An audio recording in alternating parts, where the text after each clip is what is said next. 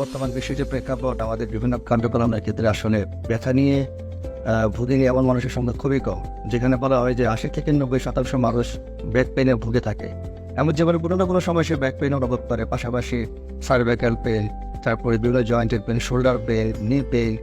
বিশেষ করে এই যে জোড়ার যে ব্যথাগুলো থাকে, সেই মাস্কুলোস্কেলেটাল যে পেইনগুলো থাকে, সেগুলো কমানো এবং সারানোর জন্য ফিজিওথেরাপি একটি উত্তম চিকিৎসা ব্যবস্থা, যেটা আসলে বিনা ওষুধে শুধু কিছু থেরাপিউটিক ম্যানেজমেন্ট এবং বিভিন্ন ধরনের টেকনিক ইউজ করে একজন মানুষ ব্যথামুক্ত জীবনযাপন করতে পারে।